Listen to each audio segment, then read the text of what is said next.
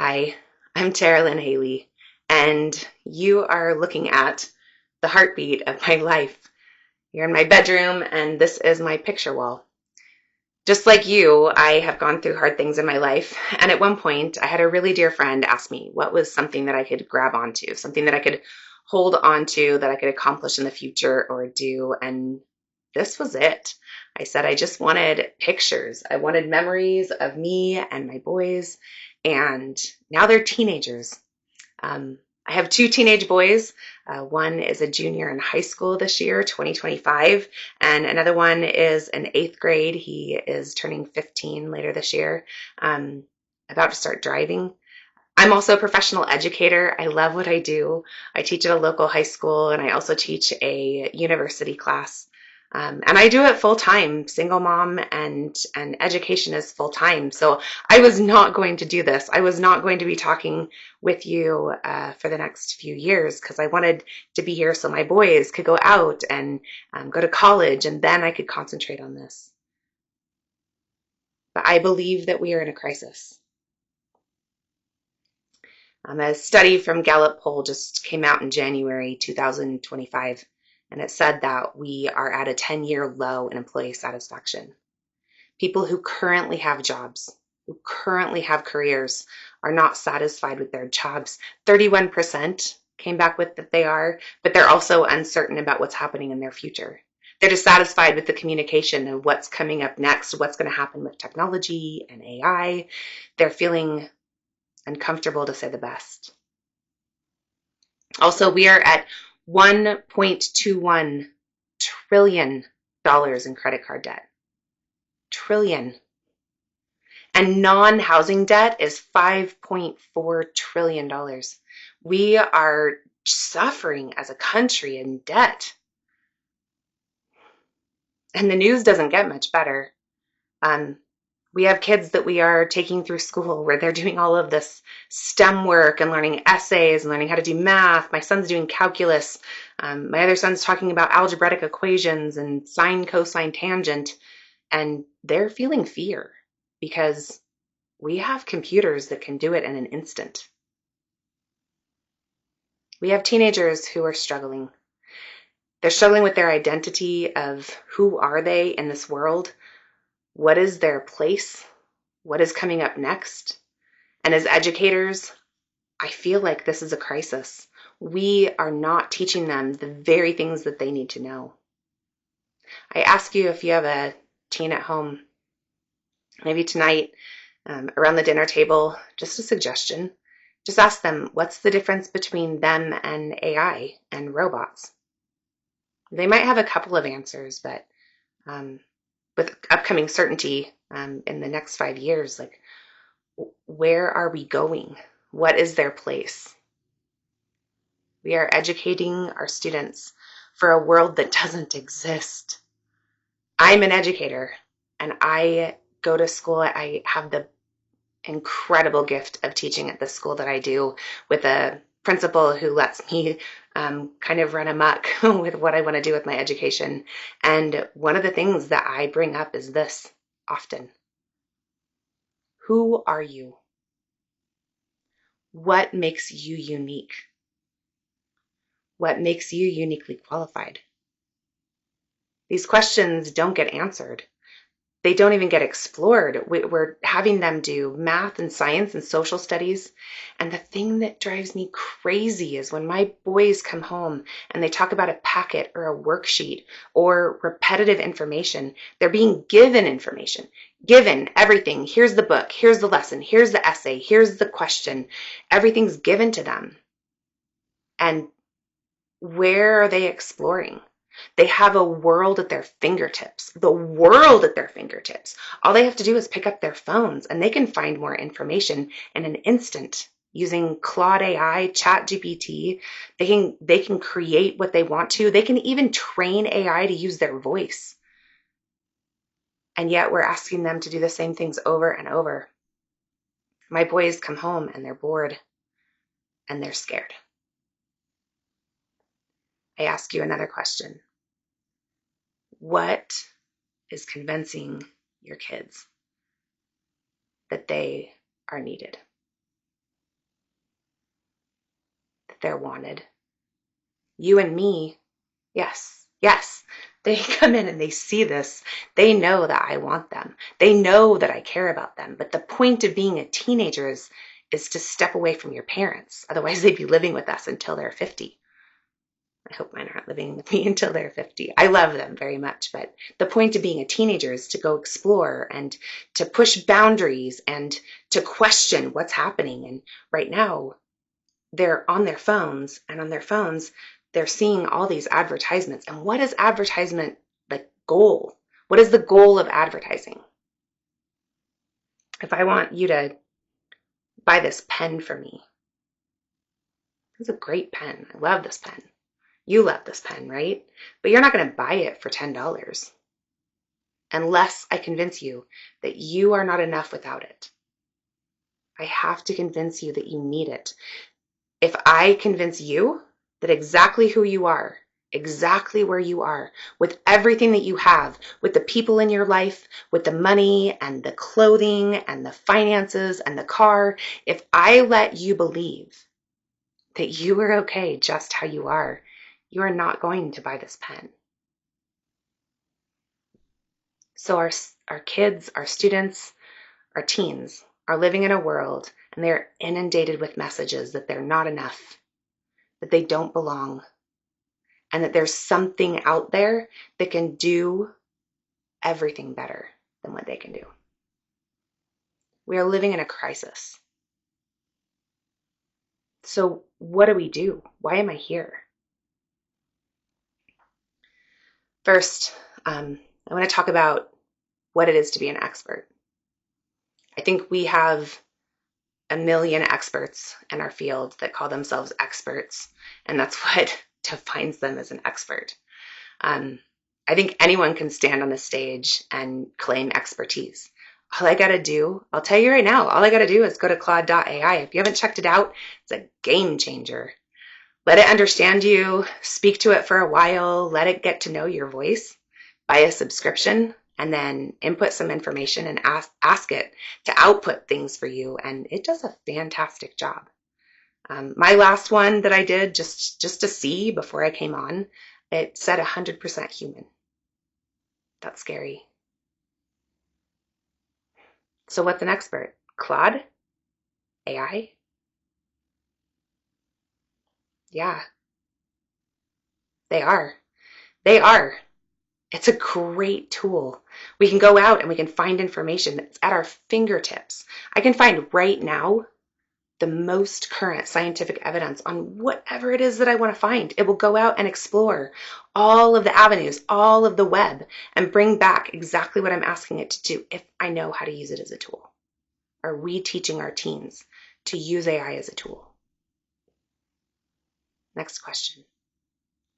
As an expert, is it only when we're standing on a stage? This is what really bothers me. We have a lot of people who are claiming to be experts, and they're swaying your kids and my kids' opinions. They're just out there pontificating whatever it is that they want to say, and they've gotten really good at it. If you're good at videos, if you're good at looking good. I don't have any filters. I'm choosing to not use filters. I really, Tara Lynn, in the future, don't use filters. Be you. I don't want to take 47 takes and then filter it and low light and highlight and everything with it. I just want to be me. I want to be authentic. I think an expert is authentic. And that means that when no one's looking, are they practicing the very skills that they're claiming? So if I tell you that I think that Claude.ai is something to only be used in certain ways, am I doing that when no one's looking? Or if I tell you, as far as education goes, that we need to be talking about physiological reactions to stimuli, am I practicing that in my own time? If I am a personal trainer, for example, and I give you an assignment to do 200 push-ups, am I doing them with you?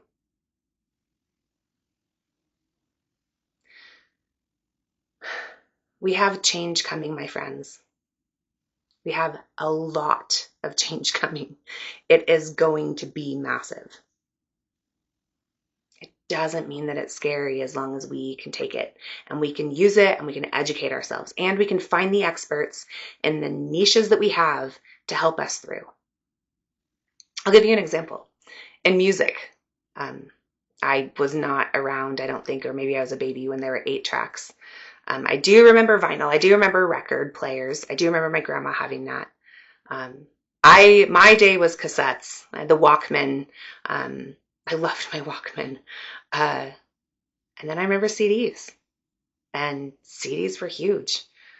I remember feeling so excited that the tape didn't get scrunched up in my cassettes, but I really struggled going from the Walkman to CDs. Like, I knew that it was a good thing. I knew, but I had all of my favorite cassette tapes and I had my Walkman and I really struggled. It was obvious technology. And it took us a while.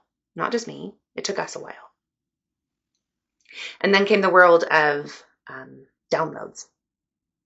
And there was all this commotion about downloads. Like, CDs were the big bucks. If you look back in history with music, CDs were the big bucks. But downloads ended up starting, which then became streaming. And now people pay for streaming. It's important that we end up embracing technology as it comes. It's hard and it's challenging, but that's just one area. That's just one area, small area that we need to be talking our kids through. Our teens are being set up for a world that doesn't exist. Mental health is scary. I work with teens. They don't know who they are. They don't know what makes them unique when it comes to them and when it comes to AI. They go to school and they sit in a desk. They still sit in desks. They are given standards. They're told objectives. We have clarity. Here's what you're going to learn. Here's how you're going to learn it. And then they are told what to learn. They're tested on what to learn. And then they're told what they got wrong. That's low-grade cortisol. Can you imagine that in your job? 7 times a day? If you have 7 classes, if you've got 7 parts of your job, and every single time you do an assignment, you were told what you got wrong. That's pretty standard with education. It's changing. I'm not saying all educators go with that standard, but my kids, that's what they see. That's what they come home and tell me about. So, why am I here? I've been in education since 2006. Before that, I was a flight attendant. I flew all around the world. I loved it. I've got so much exciting experiences, so many exciting experiences. I understand different cultures and different ways of learning. Example, code switching. I love teaching code switching. I got Customer Service Representative of the Year. I don't remember what the actual title was called, but it was a pretty significant award. And the very next year, I got reprimanded after going to Japan. Well, I was being me. Hi, how are you? And Japanese culture, it's not. I may be saying this wrong, but konnichiwa, arigato. I did not have that skill. I didn't understand how to read different cultures, understand the expectations. It's stuff like this that we need to be explicitly teaching our kids.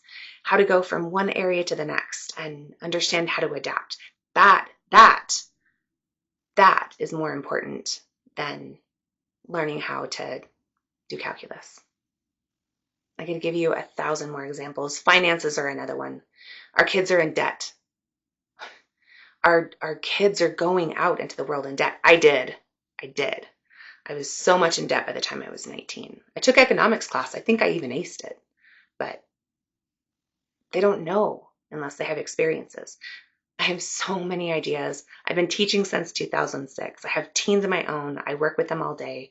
I teach a college career life readiness class, and I have for the last 9 years at the same school. I also teach a personal finance and critical thinking class. I have for a while. I love what I teach. I adapt it because I have an incredible school district, an incredible principal who's allowed me to just take it and run with it. And I cannot wait to get some of these ideas out with you. So I'm excited. I am not good at websites. I cannot tell you. I driver design.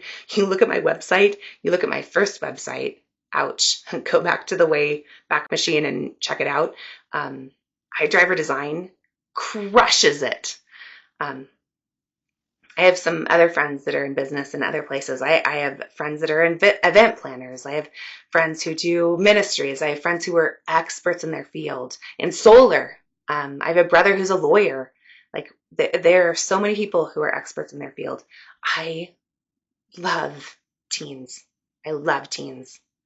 Um, One more thing on that note. My junior year in high school, I'm not blaming anyone. I had diagnosed CPTSD. I had some pretty significant things happen. And while I would never want to relive it again, I don't know how much you would pay me. I don't think you could pay me enough to go back and do that again. I would never do it again. But the time and the experience is priceless.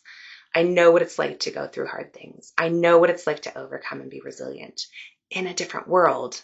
But I also work with teens right now and today. So I look forward to bringing you content. I look forward to talking about real issues. I have them at home. I have them at school. I have friends who have teens. I live, breathe, eat, sleep. You know what I'm saying. I love teens. So I'm excited.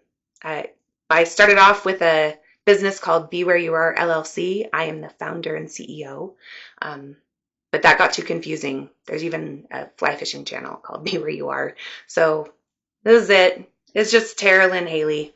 I'm just here letting you know what I know. I want to just give as much information as I can, explore ideas with you, and I hope that you can come along with me. Just be ready because this world is changing and we need to change with it.